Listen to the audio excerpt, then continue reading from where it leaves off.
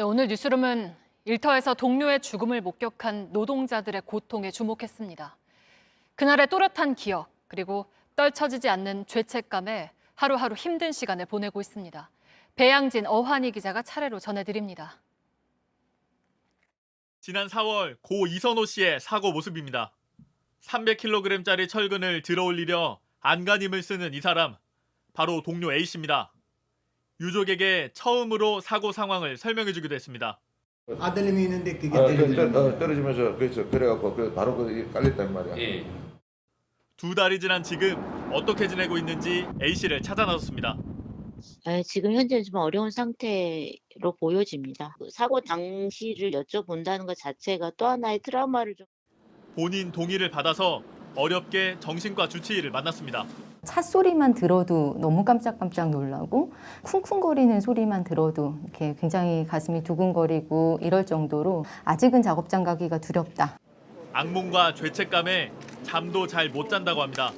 본인이 이제 꺼내려고 했는데 전혀 움직이지는 않고 이게 뭐 어떻게 도와달라고 할 수도 없고 잠을 들면 계속 그 꿈을 꾸니까 잠을 잘 수가 없고. 하지만 사고 이후 일주일간 정신과 치료도 받지 못했습니다. 이제 일은 못 나가게 되고 근데 자꾸 생각은 나고 조기 개입을 했었어야 하고요. 2년 반이 지났지만 그날 그곳의 기억은 너무나도 또렷합니다. 맥박을 집었는데 얼음장 이상으로 찬 거 있죠. 가슴이 덜컥 내려앉으면서 휴 이렇게 커트 아니면 스크린처럼 막 돌아가고. 아직도 일터로 돌아가지 못하고 있습니다. 돌아가고도 싶은데 제가 이제는 살도 10몇 킬로 찌고 어떤 기억력이나 어떤 의욕 같은 것도 떨어지고. 고마운 형 그리고 친한 동료가 사고를 당하는 모습을 본 뒤 그들의 일상은 송두리째 달라졌습니다. 모든 게 일상이 다 바뀌어가지고 긴장하면 떨고 이렇게 지금 땀 흘리고. 컨트롤이 잘 안 되고 사람이 좀 많이 거칠어진 것 같아요. 왜 이렇게 내가 이렇게 가족들한테 화를 많이 내지? 소리가 좀 크게 나거나 다침이 있거나 그 다음에 어둡거나 이런 게 생기면 화가 나더라고요.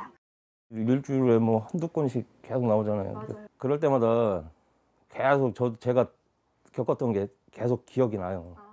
회사에서 올해만 해도 2명이 돌아가셨거든요. 그런 얘기를 듣는 것만으로도 너무 싫다니까. 계속 그냥 눈물이 났었어요. 한동안. 혹시나 제가 될 수도 있어요. 4년이 지났어도요. 제가 최고 힘든 게 죄책감. 차라리 내가 트러블 조치를 했으면. 언제쯤 괜찮아질 거라고 좀 막연하게 예상이 되는 건 있으세요? 어떠세요? 막연한 생각도 안 들더라고요. 나는 좀 빨리 좀 낫고 싶은데 왜 안 나을까?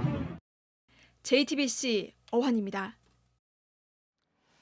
네, 이 내용 취재한 어환희 기자가 지금 나와 있습니다.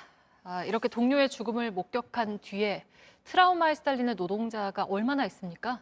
네, 정확한 통계조차 잡히지 않고 있습니다. 다만 추정은 해볼 수 있습니다. 사고가 나면 목격자 가족들을 포함해 적어도 1명 이상이 정신적인 고통을 겪습니다. 지난해 산재 사망자가 882명이니까 적어도 수백 명의 노동자들이 사망사고를 보고 심리적인 충격을 받은 겁니다.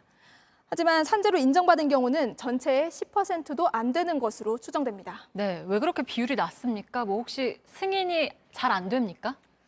승인율은 꽤 높습니다. 하지만 신청 자체가 많지 않습니다. 네. 매해 800명이 넘는 노동자들이 현장에서 숨지는데 신청 건수는 2자릿수에 불과한 겁니다.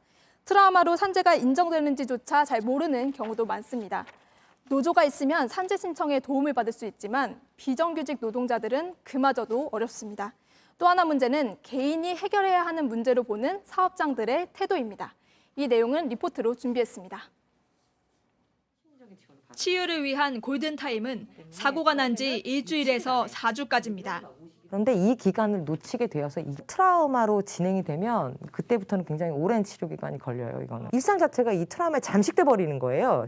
하지만 당장 사업장의 벽에 부딪힙니다. 직접 구조에 나섰지만 저를 보면서 나 좀 살려줘, 난 숨을 쉴 수가 없어. 너무 힘들어. 이렇게 그런 눈빛도 계속 생각이 나고. 사업장은 트라우마가 아니라고 합니다. 사고 순간을 본 게 아니었다는 이유입니다. 개인 탓으로 돌리기도 합니다. 이 정도면 되지 않았나? 이제 복귀해라. 괜찮은 것 같은데 뭐 남자가 뭐 그 정도면. 트라우마 예방센터는 올해 13곳으로 늘었지만 사업장이 바뀌지 않으면 큰 효과가 없습니다. 왜 사업주가 이 트라우마 예방을 해야 되냐. 정신건강에 대한 문제야 개인이 챙기면 되는데. 고용노동부가 트라우마를 관리하라고 할 수는 있지만 어디까지나 권고일 뿐입니다. 전문가들은 트라우마 대응을 사업주의 의무로 정해야 한다고 말합니다. JTBC 어환입니다.